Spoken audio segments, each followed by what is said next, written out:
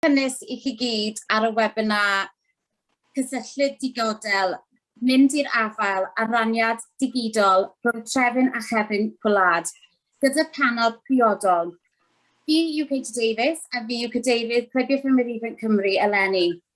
Good afternoon and welcome to this webinar on digital connectivity, addressing the digital divide between rural and urban areas with a very appropriate panel.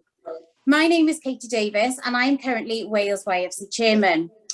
Firstly, if anybody would need to use the translation facility on this Zoom webinar, please look for the globe icon or the 3 dots on an iPad and choose the language interpretation and please select the English option. If you have any difficulties with the translation, please utilise the chat function and we will endeavour to help you. On the panel today, we have Nick Speed, Group BT Cyfarwyddwr Cymru a De Lloegr, BT Group Wales and South West Director, Kim Mears, OBE, Managing Director, Strategic Infrastructure Development at Openreach, and Eleanor Williams, Head of Regulatory Affairs of Ofcom Cymru. We are currently waiting upon Julie James, MS, a Gweinidog Newid Hinsawdd, Minister for Climate Change, to complete our panel. I'm sure you will all agree that this is a very experienced and knowledgeable panel on this very hot topic that is affecting people living in rural Wales on a daily basis. Croeso chynnes I chi gyd a diolch am ymuno. Today's webinar has come from months of work by 5 organisations here in rural Wales: Women's Institute, NFU Cymru, FUW, CLA and Wales YFC. All organisations have come together as we've all experienced the difficulty, frustration and unreliability of rural broadband and mobile phone reception. We have conducted a survey on the connection of digital connectivity, which has indicated a gaping hole between urban and rural areas when it comes to the access and stability of our broadband and mobile phone reception. Now, whether this is our staff working at home or indeed the office, struggling to connect or remain in meetings, our members having to travel to local supermarkets to gain reasonable internet access, or struggling to complete important farm documentation and business documentation online, or concerningly, especially as it is Farm Safety Week, members not having reliable phone signal on the farm. Our survey showed that less than 50% of those living in rural areas had said that they had standard broadband. Only 36% said that they had super fast broadband, and 66% stated that they or their household had been impacted by poor broadband.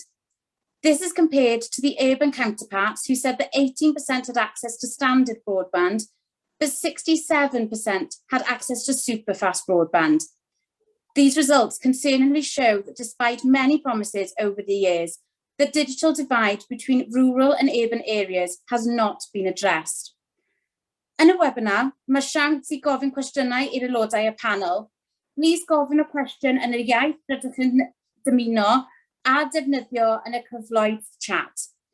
There will be a chance for questions in today's webinar. Please utilise the chat function for this and please feel free to ask in the language of your choice. Therefore, I think that is enough from myself for now. We will proceed with opening it up to our panel, and if I can ask Nick Speed to start us off, please. Nick. Diolch, Katie. Prynawn da. Diolch yn fawr am y gwahoddiad I ymuno o'r drafodaeth heddiw. I'm Nick Speed, BT Group Director in Wales. BT Group includes EE and also Openreach. We employ around 5,000 people in Wales across our business. That's 5,000 people working day in, day out in every part of our country to keep Wales connected. It's 1 in 4 of those working in IT and telecommunications in Wales. So I'm really grateful for the chance to represent that combined workforce here today, because the results of your survey, as you've just set out there, Katie, highlight just how important the work that all of them are doing is. We're all agreed just how important connectivity is, has been over the pandemic and will continue to be. Each of us on this panel know it's vital that each of our organisations are working together to address the real challenges highlighted by the research, what we can do for the individual respondents to the survey, whose personal experiences I hear loud and clear, and what we can do collectively to help our rural communities make the most of the increased opportunities of digitalisation that will be key to a fair, green economic recovery, working together to ensure that no one is left behind. You're going to hear from Kim shortly about Openreach's plans to get faster broadband to all parts of Wales. With at least £12 billion worth of investment from BT Group over the 5 years to the end of 2026, we now plan to reach 25 million properties with fibre to the premises in all parts of the UK, rural and urban. So I will focus my opening comments on mobile phone coverage and what we've been doing at EE to improve that across Wales to ensure access to a decent signal. At EE, we have invested heavily in providing increased geographic coverage. We've seen it as a key differentiator, so we have set out to have the largest and the fastest 4G network. Over recent years, we've been building at new sites in rural locations and upgrading our entire 4G network. We've switched on more than 1,000 new sites in Wales since 2012, and last year alone, we built more than 160 new sites in rural locations. So we're now at a position where we are covering 83% of Wales with 4G from EE. And we know that when we add connectivity to a new place, it makes a real difference to the communities. When we added 4G connectivity at Llanddeiniol in Ceredigion, for example, residents were able to get 26 megabits per second. It might not sound super fast, but before they could only get 0.17 megabits per second. In communities that cannot currently access a decent broadband service, 4G fixed wireless access is providing an alternative here and now. And there's more coming too. Our 4G sites in Wales will be complemented by a further 93 that are being delivered under the UK Government Home Office's Extended Services Programme to support our emergency services. And that's due to be activated by the end of 2024.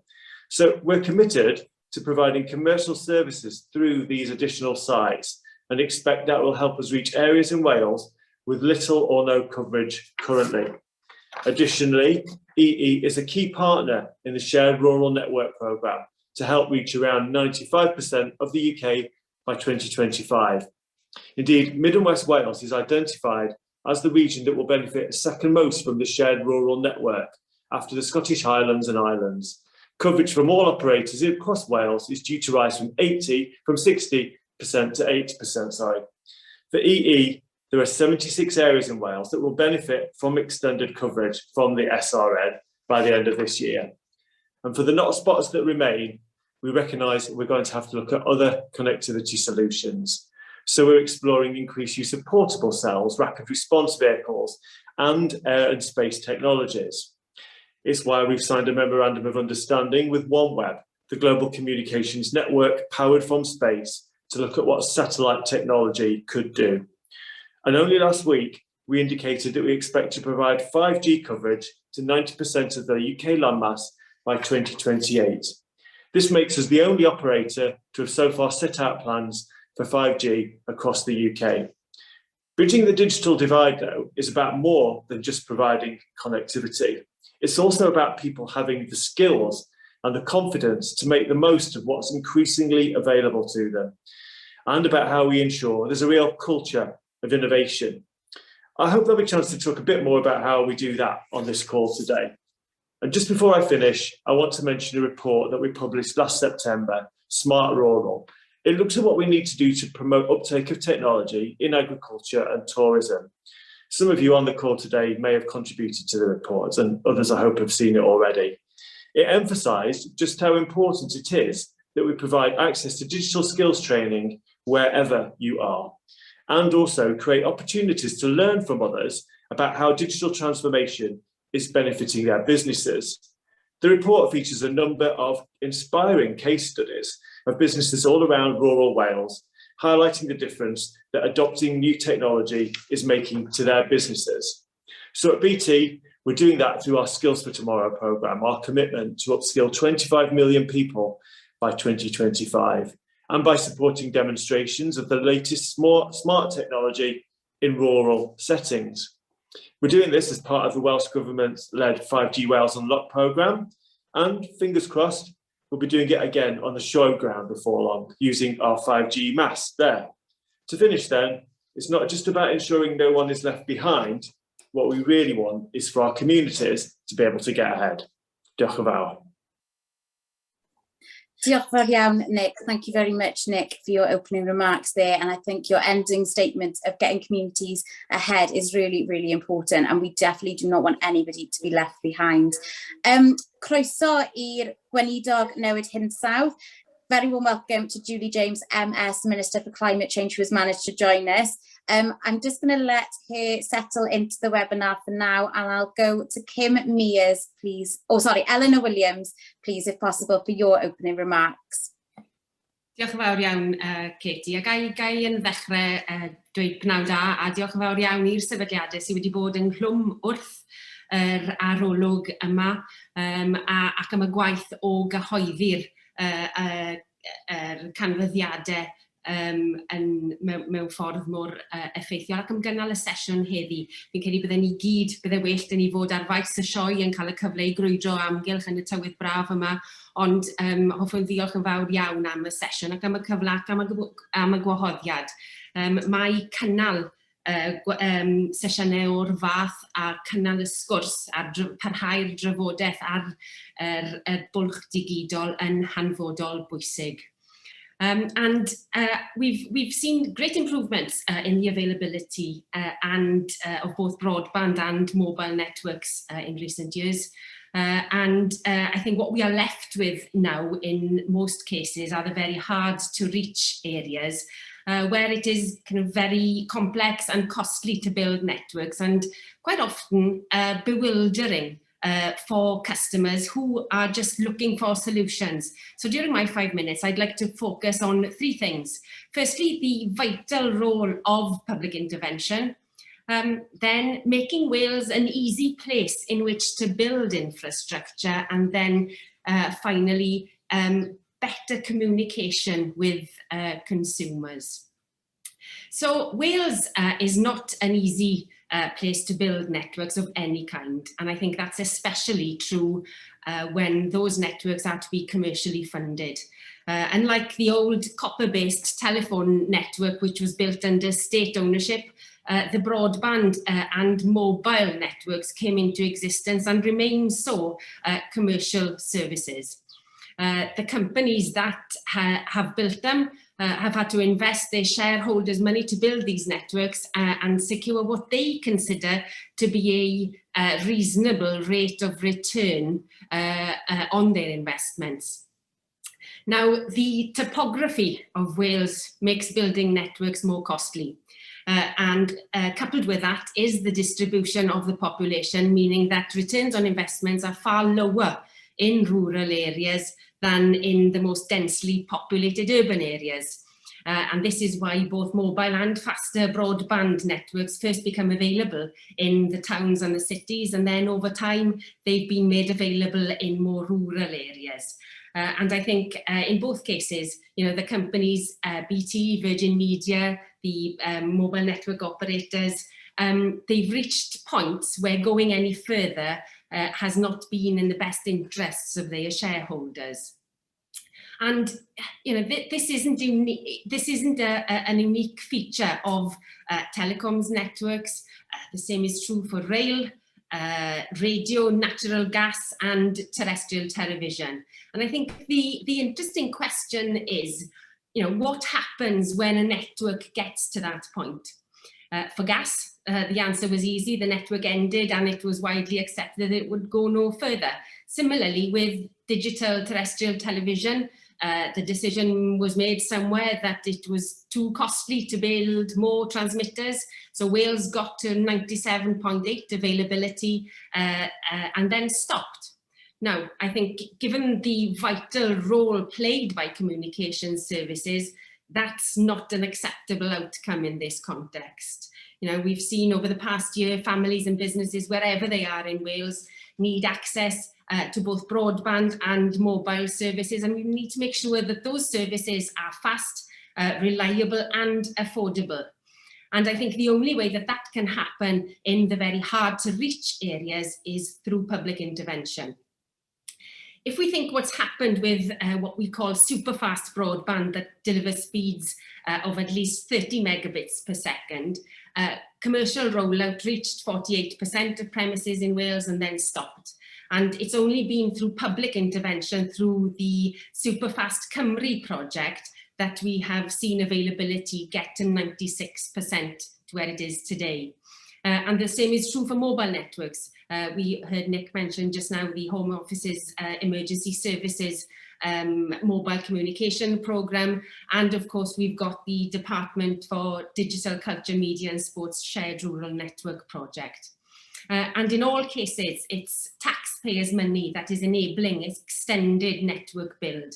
So I think if you want to ask the question about how far network build will go, it's one for the elected representatives, I think, who are best placed to decide how much public money should be spent on reaching the last few % of premises or landmass in mobile. And so next, I'd like to just mention about making Wales an easy place to build infrastructure. And that is not only the responsibility of communications providers and governments, there are a host of other bodies, including planning authorities, local government, and landowners who have a role to play in that process. And I think given that network build in Wales is more costly than in any other nation within the UK, then I think it follows that policy interventions here need to go a step further than in all of the other nations.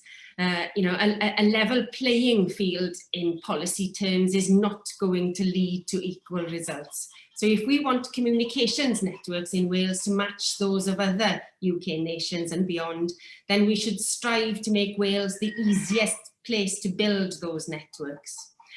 And Ofcom is playing its part in making that happen.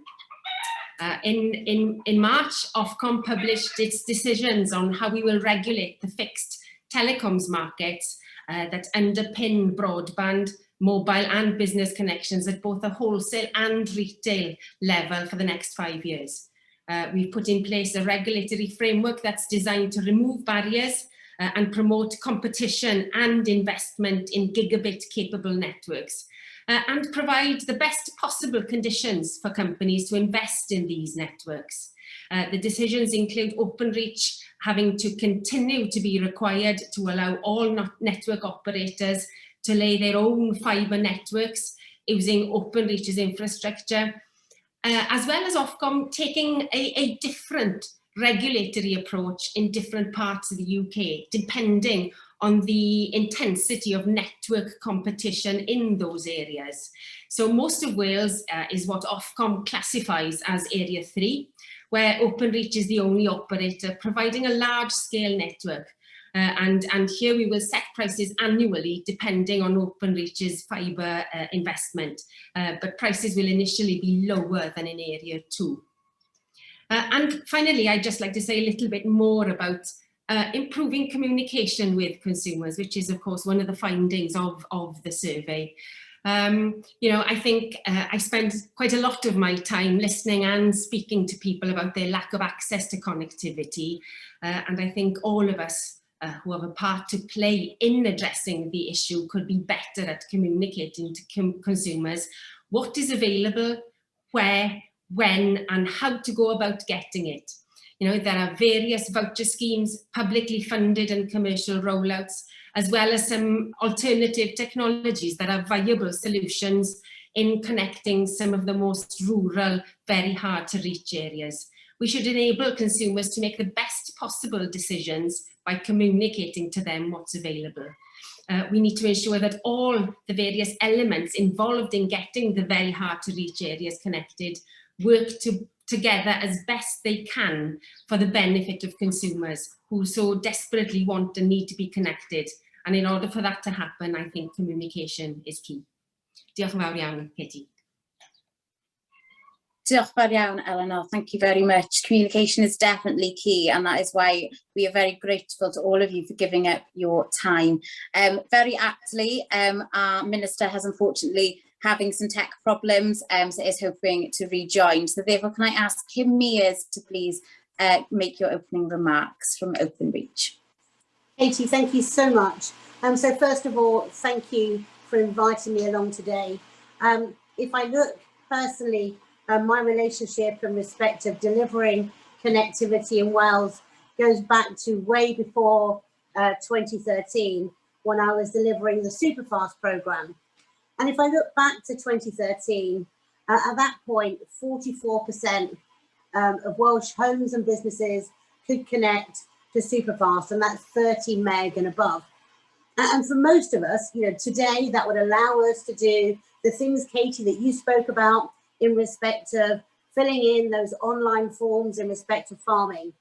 But if you look at where we are today, and that's through huge commercial investment, alongside working really, really closely with Welsh Government and Westminster in respect of the Superfast Cymru programme. And today we're just under 96% of Wales have Superfast connectivity, which is a massive step forward. But first of all, if you're one of those who have not, there's always still more to be done. And that kind of goes back to what Eleanor said, you know, it doesn't matter whether we look at terrestrial TV or whether we look at gas. When it comes to connectivity, we all want it and we all need it. And I think if we go back to what we've seen over the last 16, 18 months, connectivity has become more important than ever before in respect of how we work, how we socialise, and how we keep in touch with loved ones. And the great thing is that I'm able to say the network, despite huge, huge increases in traffic, has held up incredibly well. And we've managed to carry on serving throughout that time with no interruptions. However, we're also at a time when we're now looking forward. And over the last 3 years, we've pivoted from what would be a super fast world, about 30 megabits and above, to an ultra fast or a gigabit world. And that's when we're looking to deploy full fibre. So fibre to the premise. Now, why this is important? Because again, if you go back to what Eleanor said, the copper network that we know and love today is a network that has served us for the last 100 plus years. So what we're now beginning to do is to lay down the network that's going to serve us in some form for the next 100 plus years. And that's incredibly important. So where does Openreach fit? Well, today in Wales, full fibre, ultra-fast connectivity, 22.7%. So there's obviously a lot more to be done. Nick mentioned earlier on, so if I talk about the Openreach ambition, it is really, really clear now. 25 million homes, and it's got a big, big dead stop date at the end by December 26. Now that means that we are literally deploying full fibre to homes across the UK at around about 50,000 a week. It's a huge machine. Let's make it personal to Wales. We've already announced hundreds and thousands of homes in Wales that will be part of that upgrade in respect of ultra-fast between now and December 26. The difference between Openreach, and I have to say, I believe others, is that we are a balanced builder. What we are determined to do, and some of that is absolutely supported by the Ofcom regulation, is not only build in urban, in the cities, but also to build rural. And of that 25 million, we've now made a commitment that 6.2 million of it will be in the final third, or area 3 is the way that Ofcom would classify it. So it's a huge commitment to rural build. Now, what that does mean is, as we build it, we need to actually encourage take up and movement from the old networks to the new networks. Because again, going back to what Eleanor said, this is a commercial build at the moment, and it needs to pay back, you know, to my shareholders alongside everyone else. So really important, as we build, we drive that take up. And that's where communication is key. So if you want to see, are you included? We've announced the whole 6.2 million in respective locations. Go to the Openreach website and you'll be able to get that information today. And what you will also know is by December 26, that's our plan on completion. Now, when it comes to December 26 and 25 million homes, the big question is, well, what if I'm not up there in respect of a location that you're going to be going to? And that's when it comes back again, which is where we need to work further with Welsh Government and Westminster in respect of the support and the programmes that are going to be there that allows us to top up and to go even further. Now, it is a difficult balance because it's really important to remember we have an army of people out there literally building networks, and not just us, there are others too. So if I look across all of your constituencies in Wales, over 2,500 Openreach people, and we keep employing. So we're out looking for another 100 new recruits at the moment to come in to our engineering workforce to allow us to build even faster. So to be clear, it's not just a commercial problem. It is a problem to get to that place, Katie, where you started, where no one gets left behind. This is about all of us reaching in, not just Openreach, but also other builders as well, alongside government, so everyone understands what to expect and when to expect it in respect of those ultra fast goals. Now, we're really, really excited about what we're doing. But I'm also going to kind of go back to something that Eleanor started to describe. To allow us to go further and faster, you have to make it easy. Now, many of you will know on this call, some of the big barriers that we face in respect of enabling full fibre are things like waylays, permissions to go across land, and particularly as you go across rural, to actually reach one community, you may actually be going across 3 or 4 parcels of land, requiring 3 or 4 waylays. And the time taken to do that is really, really extensive. First of all, to find out who, then actually encouraging them to sign up, and then obviously enabling the build. So all I would say is, it's a job for everyone. If there is a way that each and every one of us can actually lay down the support that enables us to go further and faster, that can only be good for Wales. And I promise you, I didn't start in respect of Welsh, but in 2019, I actually set up a Welsh board in Openreach, and it's full of your Welsh colleagues. And they are so passionate about actually making sure that they drive the full fibre deployment in Wales as far and as fast as they can, that's commercially viable. So again, if you've got any ideas, please just let me know. I'd love to hear from them, really would. Thank you all so much. Thank you very much, Kim, for that update, and thank you for setting up the board for Wales in 2019. I'm very glad to hear that that is in place. It's very important. Unfortunately, the Minister has not been able to rejoin us at the moment. We will proceed to the next element of the discussion or the webinar, the open discussion and question and answer. If the Minister does manage to join us whilst we're still live, obviously we will ask her for an update and we will keep an eye out. Hopefully the tech issues quite aptly will be resolved as we go forward. So just to note, for those that are watching the webinar, I did say at the beginning you can utilise the chat function, but you can utilise the question and answer function available on the webinar to ask questions. So therefore, I think we've had some questions already. From an anonymous attendee, I'll go to the first question. I think they were the first question that we had in. We spend a tremendous amount of money to be able to have Wi-Fi. What they find is not good is the customer service from all providers. Advice on tools to enable a better signal is sadly lacking, although after persistent reporting of losing connection during use, you can obtain signal boosters from BT. They aren't the only culprit. The hubs are left to us to set up and not programmed to allow for signal variations. So my question is, why aren't we, the customer, being given all the equipment necessary when we sign up to networks of any kind?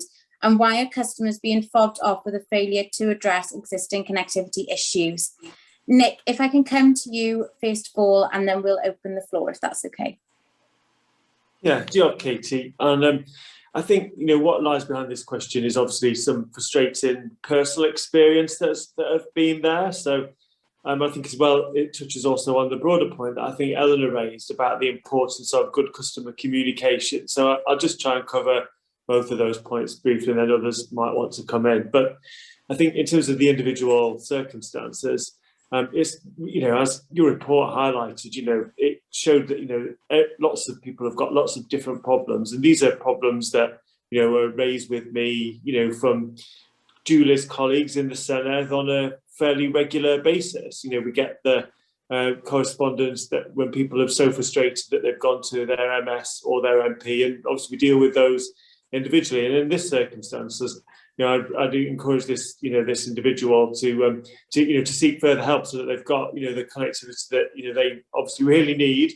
And then others that, you know, in a similar situation, you know, again, I would suggest that, you know, we want to try and help where we can. That's, you know, we've also got, you know, for people that are frustrated if they've not got the answers off the phone or looking online, you know, we've got our EEBT shops in more than 30 locations on high streets across Wales, in all parts of Wales. So, you know, if you're not getting the answers on the phone, then, you know, maybe pop into one of those shops. They've remained open through the pandemic. We're grateful for the government here for recognising just how important it is that people can go and get that face-to-face advice all throughout the last 16, 17 months. And that's been great. And you might sort of find sort of some personal advice if you go into one of our high street shops. And then I think on the broader point about, you know, the frustrations that people have with, you know, getting their individual advice and, you know, understanding the communications on, you know, what for many people is a complex subject. You know, we obviously try to make that as accessible as possible. And one thing I'd point to over the pandemic that we did was we looked at the, you know, what were the top 10 things that people were searching for on Google as a result of needing to work at home or, you know, stay in touch with their loved ones by technology rather than being able to pop round and visit them. And you know, what we did for that was we produced a set of videos, top 10 tech tips on the sort of most commonly sort of identified challenges that people face. And they're part of a bigger program, this Skills for Tomorrow program that I mentioned, where, you know, if you access the Skills for Tomorrow portal, you'll be able to get advice on, you know, the most simple things, you know, like things like, you know, how to set up a Zoom call, how to join WhatsApp. You know, we saw lots of people, my parents included, you know, they wanted to be able to keep in touch with their grandchildren, you know, on smartphones over the pandemic. So they needed to be able to get on Insta and, you know, buy a smartphone so they could do WhatsApp. So, you know, those really basic things, but also, you know, advice for people about, you know, how to sort of move to digital marketing or to run their business online, as, you know, so many businesses have been forced to do during the pandemic. And we want rural businesses to be able to share in that as well as urban businesses. And we know there's a challenge in upskilling rural businesses, so they've got the same level of digital confidence as their urban counterparts. So I think really that Skills for Tomorrow portal is a really good place to start to, you know, getting advice on any aspect of your digital journey, wherever you are on it. Thank you very much, Nick. Kim, did you want to add any comments to that? And then I'll just open that question to Eleanor. No, not really. I think Nick's really covered it. And look, I think for all of us, and we've all done it, YouTube is our friend, yeah, and, you know, kind of really researching on the internet. But over and above that, you know, I don't know what service provider the question comes from that they're with, and it could be one of many. But go back and actually just kind of ask the questions of your service provider.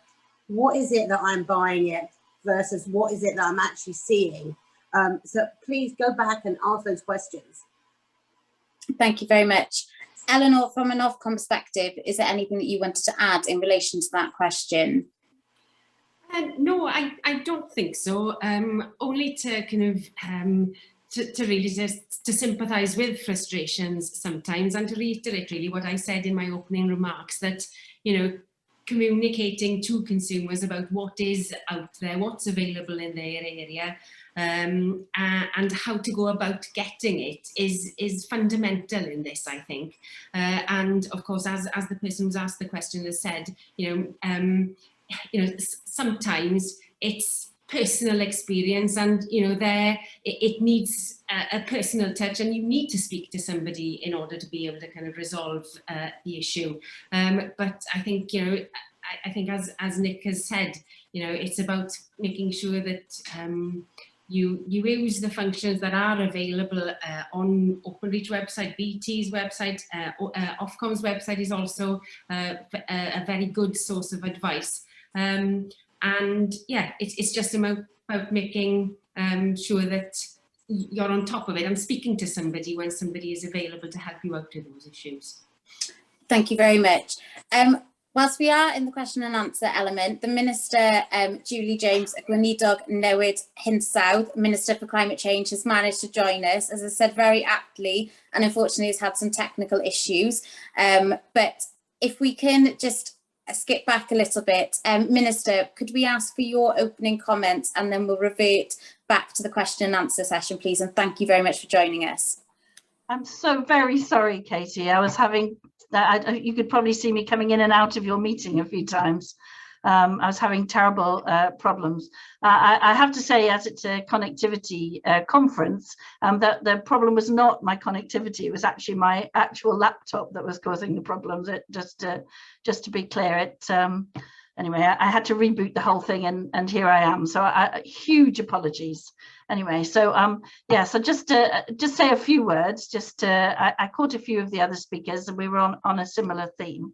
So just to say that I am absolutely pleased finally to be able to join you all today to discuss digital connectivity in rural areas. And obviously we've just come through the worst 16 months period that most of us have experienced in our lifetimes. And of course, it's made it really clear how much the role of broadband and mobile connectivity is important. It's brought it sharply into focus, hasn't it? Whether you're working from home or trying to do homeschooling, staying in touch with anyone, and so on. And so we know that those without connectivity have found it all the more difficult and disproportionate in its effect on their lives. And we know from the recent survey from the Women's Institute that was particularly bad in Wales's rural areas. I'm sure you know from the other speakers that digital connectivity is not devolved to Wales yet, but we've stepped in anyway with devolved funding to help address the digital divide. We've managed to, alongside BT and Superfast Cymru, bridge the connectivity gap by providing superfast connectivity to 733,000 premises across Wales, but we've still got about 79,000 premises without access at least to superfast broadband. We're absolutely committed to trying to do something about that. We've got a suite of interventions that we're currently rolling out. We're delivering £56 million worth of full fibre rollout to 39 premises across Wales, again, building on the Superfast Cymru network. And of course, we're still running our Access Broadband Cymru scheme, which provides grant funding for homes, businesses and third sector organisations to improve the broadband. And that's technology agnostic, a range of technologies from fibre to mobile to satellite and so on. In fact, I'm speaking to you today from a data router from my home, because I haven't got very good fixed connectivity myself. The idea is to provide either a long-term solution or at least a stopgap pending the arrival of a sustainable future-proof connectivity. We're also working with local councils and social enterprises to connect whole communities through our £10 million local broadband fund. And we've got the first tranche of funding rolling out there in Monmouthshire and rural Newport. We're just assessing the second tranche, and we're just opening a window for applications under tranche 3. So although the responsibility in the end for digital connectivity lies with the UK government, we're providing top-up funding for their gigabyte broadband voucher scheme, which doubles the funding available to properties to reflect the higher cost of delivery in the Welsh landscape. I'm sure you may be aware of UK government Project Gigabyte. They've reduced the ambition, unfortunately, to provide that to only 85% of premises rather than the original 100% that was promised. But we're trying to work with them on how that rollout might look in Wales, just to try and make sure that we get as much of it as possible. And then just on mobile, we're just using all the powers available to us to create the right conditions for commercial investment in mobile infrastructure. We've changed a range of planning regulations and policies, and we've secured funding for our rural 5G project. I heard Nick in one of my intermittent bursts into your conference earlier talking about the 5G at the Royal Welsh Showground, so I'm really pleased to be able to support that. And we're also rolling out a number of Internet of Things projects and exploring a range of various other innovative technologies for use across rural areas. I suppose the overall flavour of what I wanted to say is that we're prepared to work with anyone who's got a good idea in rural Wales or a piece of technology they think might work, to see if we can get it to work. And we're really keen to support SME businesses that are looking into that. Many of our homes and premises are connected by small Welsh SMEs that are using innovative technology. So we're really pleased to work with anyone who can get the right kind of connection to people across Wales. So Katie, I'll leave it there. I'm happy to stay with you for a little while and see if I can add anything to the Q&A as well. Apologies again. No, thank you very much, Minister. Completely understand. We do have some further questions, and actually there is one from Robin Wilkinson that is directed to yourself, Minister. Does the Minister have a figure in mind for what is an acceptable percentage of premises that cannot access fast broadband? And given that telecommunications is a reserved matter, how dependent are the Welsh Government's ambitions in this area on additional funding being provided by UK Government? So I appreciate you did touch on some of that just in your discussion then, but I thought that was quite apt to follow on. Yeah, so we don't have a figure in mind for who should be left behind. No, our view is that we should get, everyone that we can possibly get connected.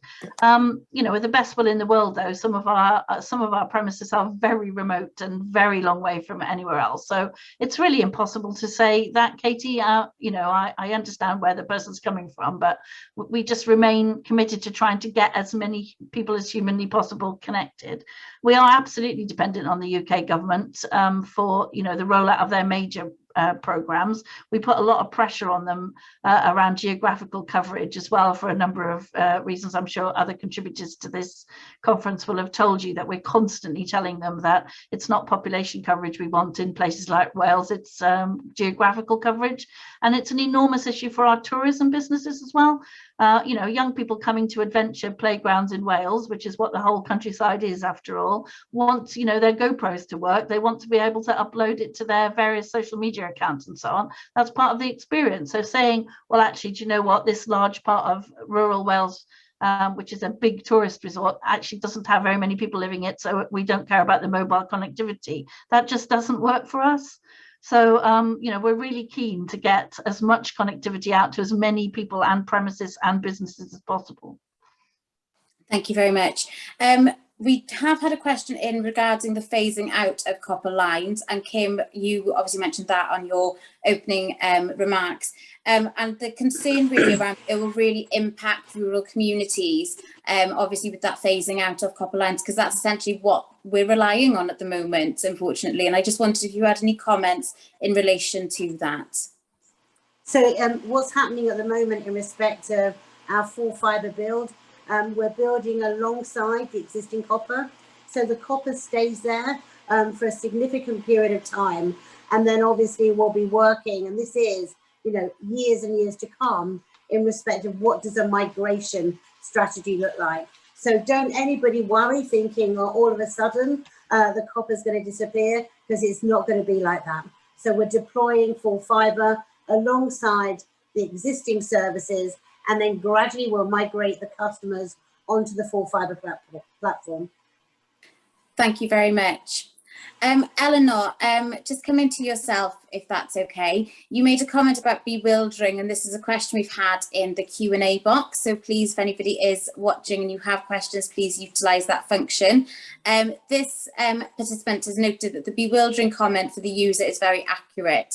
Who is there to break this down? There's a 70,000 plus premises in Wales that are classified as white premises that are on speeds below 30 MB per second and unlikely to be upgraded for the next 2 to 3 years.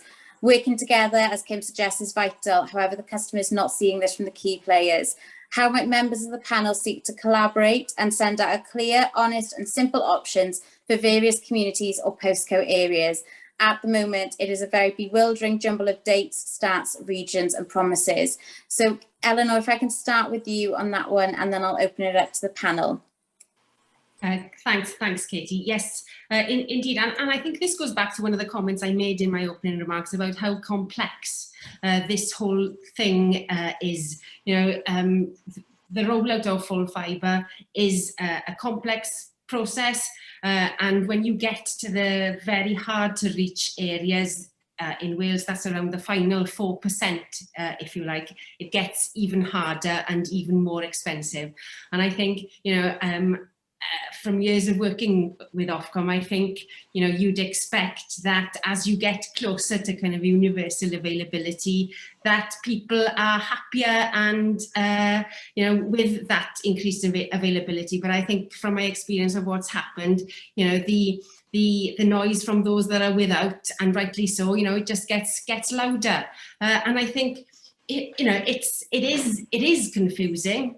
It's yes, bewildering, if you like, and in some senses frustrating to consumers. From a personal perspective, I live in a very rural area at the end of the western part of the M4, and for years I've relied on fixed wireless access technology, which, you know, as the Minister mentioned, you know, it's been a fabulous stopgap in providing around 18 to 20 meg on a good day. And, you know, it's been reliable and affordable.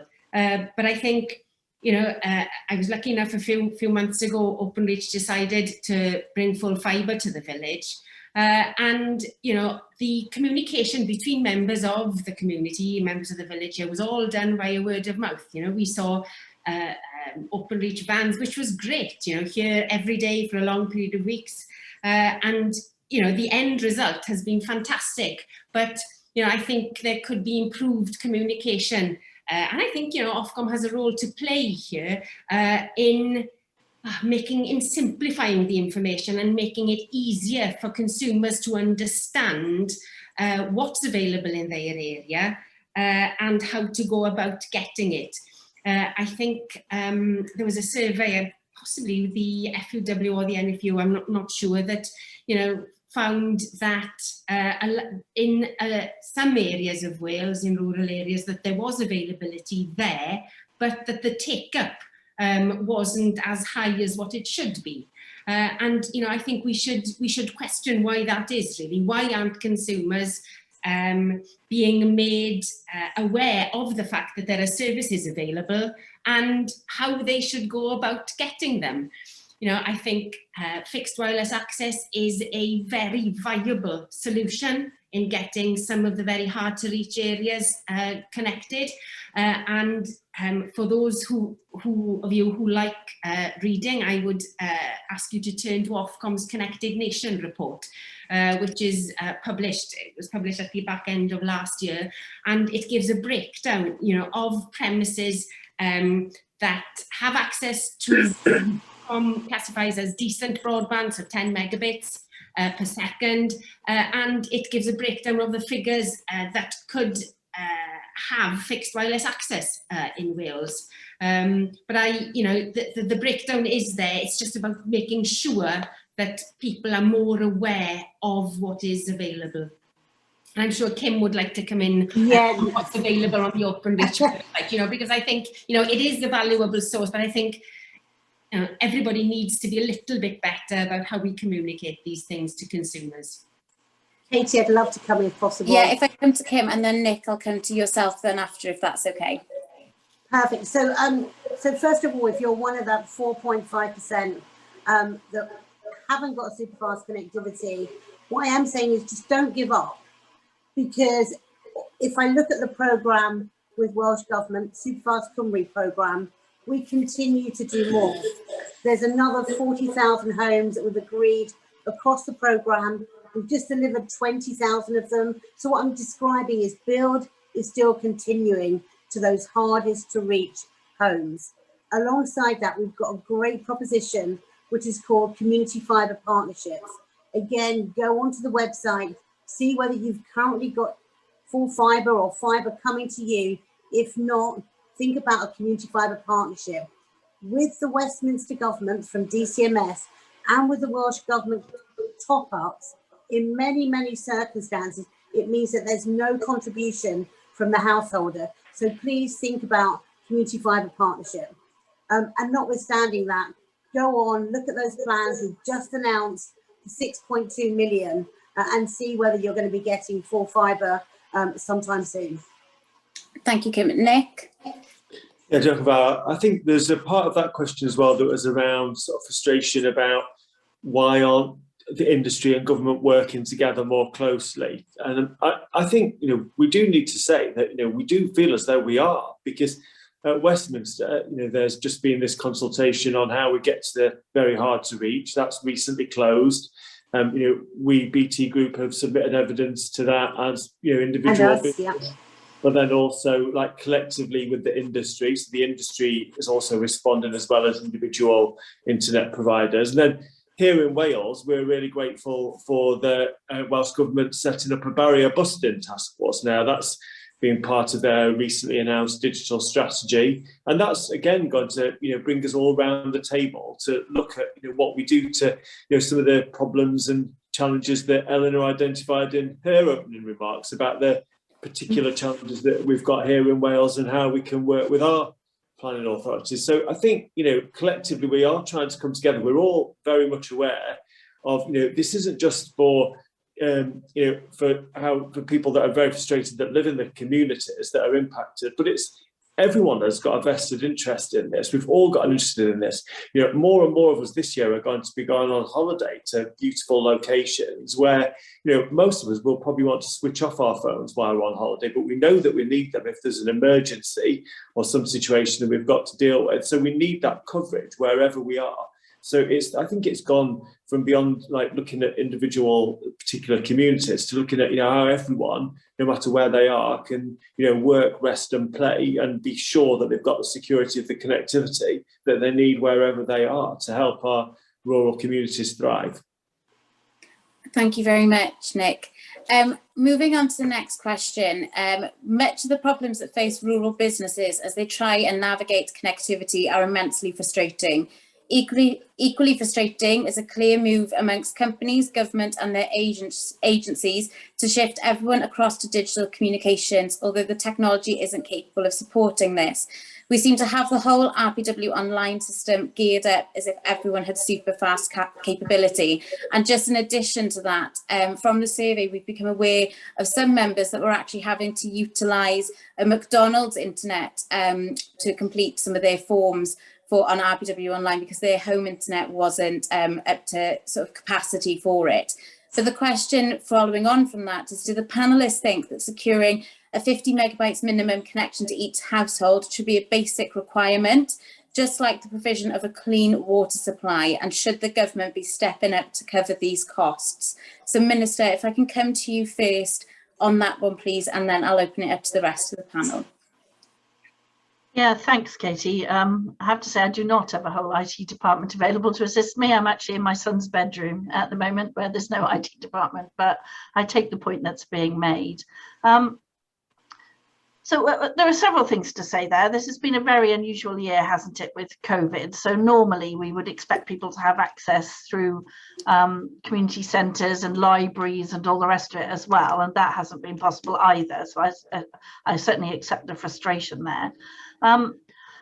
Just in terms of rural payments Wales, we know that people have had worse problems this year in uploading their data. So I know that Leslie Griffiths, my colleague, and her department have been taking that into account, as I say, because all the normal places that you can get to have been closed.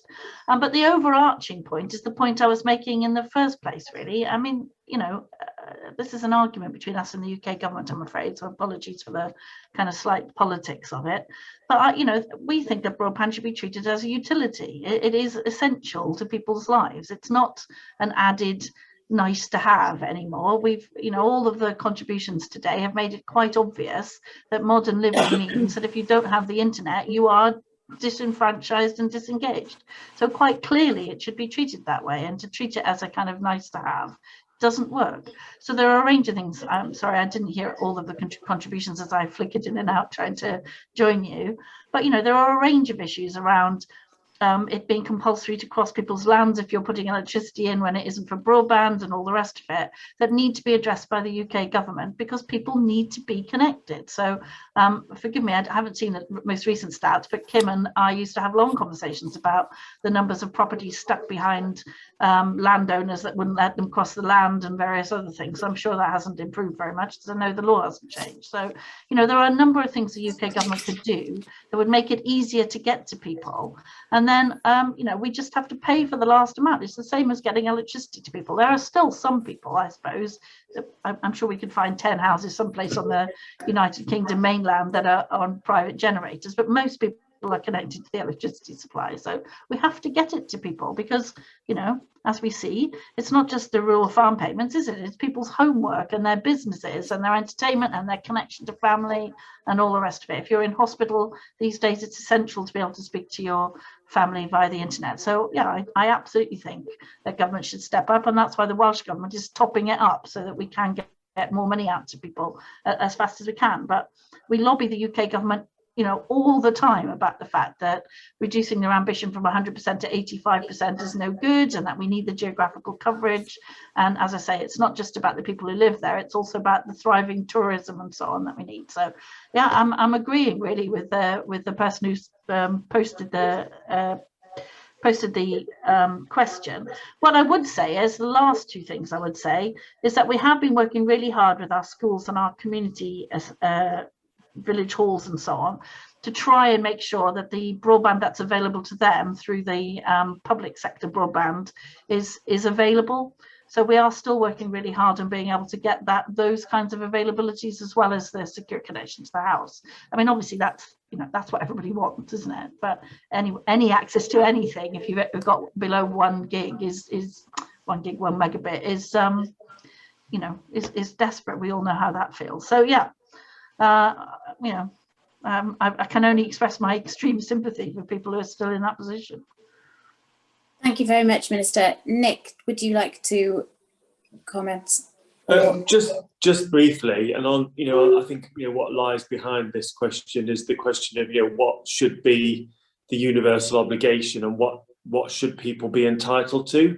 And of course, the UK government has legislated that, you know, that everyone should be entitled to get 10 megabits per second. And we know that should be enough for one person in a household to be able to do what we're doing now. But of course, you know, as we all know over the pandemic, it's not the case that it's just one person trying to be doing this in a household. I mean, in my household, there's another person that's, you know, doing work at the moment. And, you know, in many households, there's been, you know, a couple trying to do work, but at the same time, there's a couple of kids trying to keep in touch with school. So, you know, it's whether that obligation is, you know, going to sort of stand us in good stead in the future is one for the politicians. But in the meantime, you know, anyone who isn't getting that level of connectivity can look and check on the Universal Service Obligation Checker to see what help they might be entitled to. And in Wales, there's about 50,000 properties that fall into that bracket. And most of them could actually get faster connectivity through a Wi-Fi hub, as the Minister has described using. And, you know, we can all work together to try and raise awareness of that technology, because I appreciate that, you know, people want the reliability and the security of fibre to the premises. But in the meantime, and as they wait for it to get to more and more parts of Wales, you know, let's not struggle. Let's try to, you know, make use of what is available to us, which, you know, could be a hub. And it could be worthwhile investigating that. So check out the USO if you don't feel as though you're currently getting that entitlement that the UK government have put in place, and check out that, because that might be a route to help you. Thank you very much. Just before I ask if Eleanor had any comments to add on that one, very aptly, Nick, having just mentioned the USO, we have just had a question come in that do any of the panel have recent data for how many properties in Wales have been connected through the USO? So I just wasn't sure if I could just drop that one in there. No? No, I've not got any data on, Nick, I don't know whether you have. No. No, we haven't either, Katie, sorry. Thank you very much. I thought that was quite an apt place to jump in there with that one. We do report the figures. We're under the regulations. We're required to submit the figures on a UK-wide basis. So under the, I mentioned before, it was a UK government scheme. We're required to supply figures on a UK-wide basis on an every 6 months basis, and to Ofcom. So I'm sure it will be included in their next Connected Nations report. Anecdotally, I think Kim and I both know of communities that have seen some increase in connectivity through people getting the hubs, deciding to go for a community fibre partnership after realising that the maths of the USO might not work for them, or in some cases have managed to get increased connectivity through the USO, and of course that then takes them up to much higher speeds than the basic entitlement. Nick, can I just add, just Katie, just so everybody, just come back for 1 second, just slightly away from the USO, but picking up on Nick's point around community fibre partnership. So what happens with community fibre partnership is normally you find somebody who's really passionate in the village or a farm with a few around it that says, we want fibre and we'd love it now. On a community fibre partnership, you can top up the vouchers with, if you like, the Westminster vouchers and the Welsh Government ones. To put that into perspective, that's £1,500 for a normal residential property from Westminster, with another £1,500, which makes it £3,000 for every single domestic. If you then look if there's a business, so imagine it's a farm, that's £3,500, Westminster and Welsh Government, that's £7,000. And what we will look to do, particularly if it's a very rural community with farming, if you want to self-dig to really drive down the costs, we can absolutely add that into the solution as well. So kind of, first of all, somebody needs to put their hand up to say, I want it and I want it now. And then kind of look on our website, Community Fibre Partnership, work through what you might need to do. How do you pull down the vouchers? We'll help you along the way. But there are routes available, yeah. And the other thing is just talking about what Nick said, fixed wireless access, for many, up to 30 meg, yeah. So a good, decent broadband that is there today. So just check out and see, could I have this? Because many of those that did fall, if you like, into the USO category beforehand, could now get fixed wireless access. So please check it out. And just Katie, on that, that's what I'm actually talking to you today on, actually. So that's interesting. Just to say that we also have project managers that will help you put the group together to come together for that. So you haven't got to have somebody with those capabilities. We've got people who will help you pull it together and put the business plan together and so on. So you haven't got to find retired project managers in your community or something to be able to get going. Can I just apologise, because I'm due to speak, I'm afraid, at another conference at 1:30. So apologies for both being late to join you and then being rude enough to leave early. So huge apologies. But the Welsh Government website also has quite a lot of easy to identify information, as does the Business Wales website. And I see one of your contributors has actually put the Business Wales link up on. So that's a good one to look at as well. So thank you for having me. Diolch yn fawr. I'm very sorry to be leaving you early. No, thank you very much, Minister, for your time. Thank you very much and good luck with the next meeting. Bye, Julie. Bye. Bye. What I am going to do is we do still have a couple of questions left. So if it's okay with the rest of the panels, I am going to ask just, I think, 2 more questions, if that's okay. And then we will draw the webinar to a close. So actually, Kim, if I can come to you first, we've got a question. How do we connect to the barrier busting task force? How or who stands up and leads on this problem, and what practical steps can we do tomorrow and not waiting until 2026? Okay, so on barrier busting, so first of all, Welsh Government is really, really active in respect of barrier busting and looking at ways where they can kind of lead the way. I'll give you an example. So full fibre to all new build, yeah. There's currently legislation going through Westminster that says basically all new build will have to have full fibre. Welsh Government are already on the front foot and driving that through. And when it comes to way leaves, multiple dwelling units, a bill is going through Westminster at the moment, the ECC bill. Not sure what date we're going to get that through, but there is work underway. But if there is anybody out there who absolutely believe that they've got ways that they can help and support, Katie, please connect them to me, and I'd love to have a chat. Really, really would. But one other thing I would say is through the CLA, what we have done now is agreed a rate card in respect to way leaves, yeah, particularly for land. And that's really good because we used to waste months in negotiation, but now there is kind of a common agreement around what to expect in respect of access rights, yeah. Thank you, Kim. Eleanor, did you want to come in on that question as well?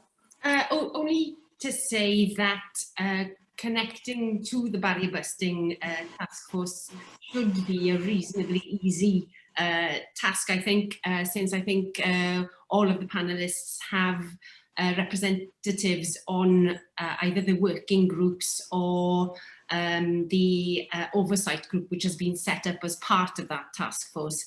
And just to communicate that this communication issue with consumers has been discussed at one of the meetings that I attended recently. And, you know, I think it is an issue that the task force will look at. The barrier busting task force, of course, has been established as a result of the National Infrastructure Commission for Wales's recommendations following a report that they did last year. And if I could just mention, just to go back one step on the broadband USO, if I may. I think, as Nick rightly says, you know, BT have to report to Ofcom on an annual basis, and we publish that data in our annual Connected Nation report around about Christmas time. But on Friday, we made, we launched a consultation into some changes that we're making to the administration of the USO. Contributors to the session today might be aware of a lot of media coverage about the high, unexpectedly high quotes that some people who have registered for the USO have had. Now, I think the changes that we propose to make to the USO will make the whole process easier. It will get rid of some of those ridiculously high quotes in some cases, but I think there has to be an acceptance, right, as I said right at the very beginning, that some of these premises in the very hard to reach areas are going to be extremely expensive. And, you know, I think, as we've heard today, that, you know, some alternative technologies are very kind of viable solutions as we wait for full fibre to get to some of these places. Thank you very much. Nick, did you want to come in on that one before I ask our final question, or you? I think we've covered that one. Yeah. Fantastic. So if I can move on to our last question in this session. How do we balance ensuring that farmers and other rural businesses continue to be given important information on paper or by post to allow for poor connectivity issues, whilst encouraging improvements in data utilisation, productivity and environmental monitoring in farming?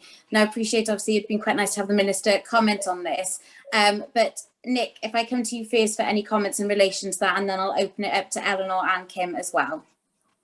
Thanks. I think that one sort of triggers a couple of thoughts from me. First of all, you know, the challenge about making sure that, you know, people do get the information by post. Now, on this USO that we've just been talking about recently, of course, you know, because we are trying to reach the people who will probably have the very worst connectivity levels, you know, you will be pleased to know that, you know, we've written to all the people who might be eligible for that. So that's something where the communication happens by post. Now, I think, you know, we understand and appreciate that, you know, sometimes letters that look official, you know, might not be opened or can go in the bin.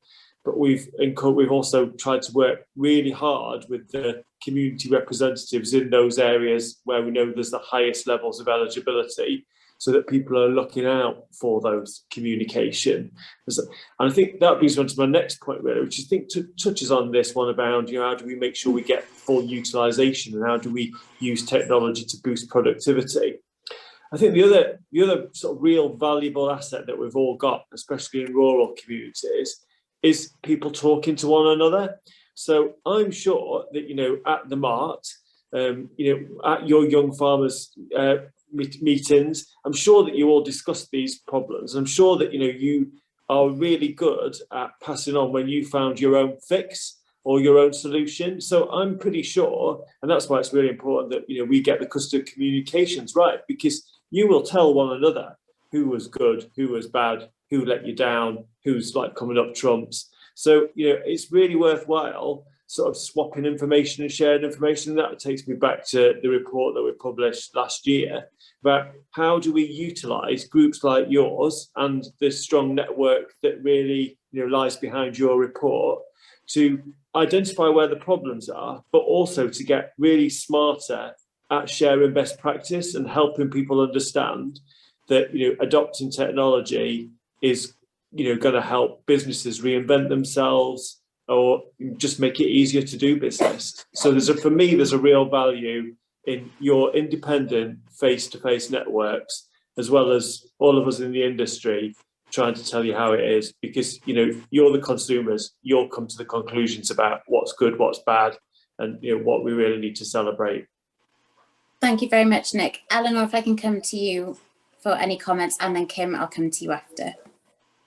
I'm not sure that I've got anything more to add to what Nick has said, really. I think, as I said here, I think we've found in our village here that word of mouth works a treat.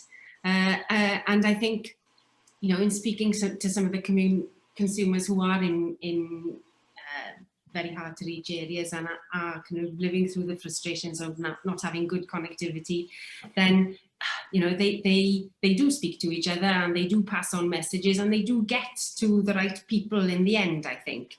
The only thing I'll say is, that Ofcom as a team in Wales, we're more than happy to help where we can and engage with BT and Openreach, Welsh Government, UK Government on a frequent basis. And I think, Nick mentioned the eligibility for the USO. From the statistics that Ofcom has, I think, there are around 18,000 homes in Wales where we believe that they could be eligible for the broadband USO. It's just making sure that they communicate and register an interest with BT just to see how that can work to their advantage, really. Thank you very much. Kim, any final remarks?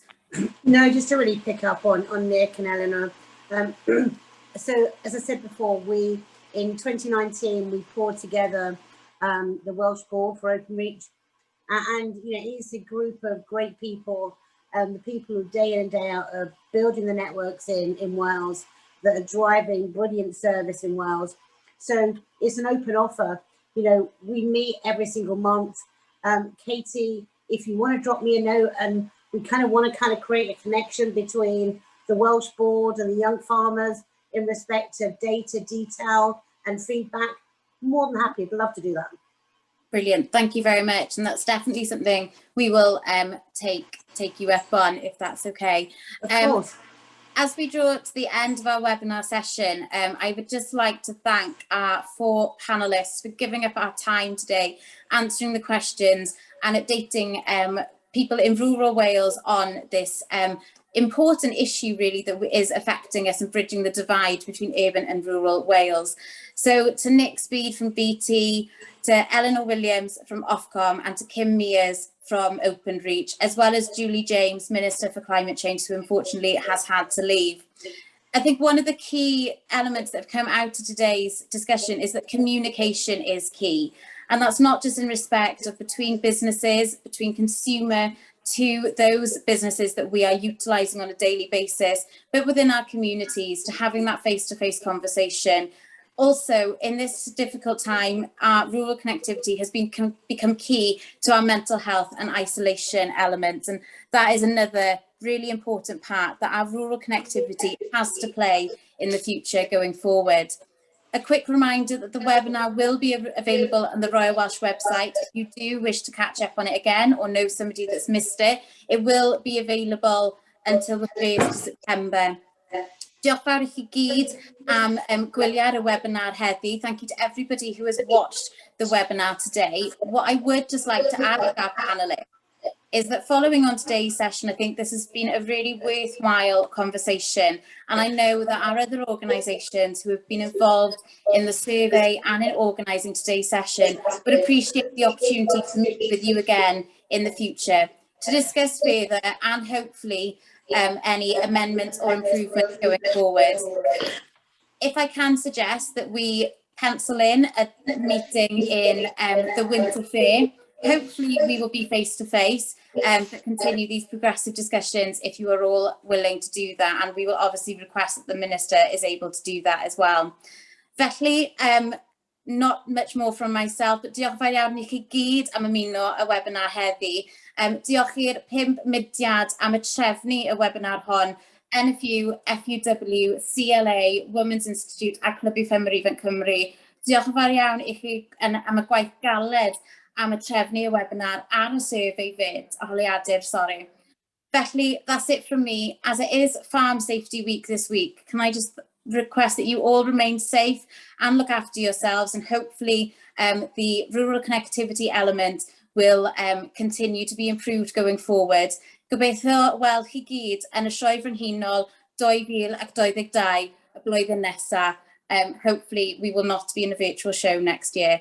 Cadwch saff, diolch fawr iawn i chi gyd.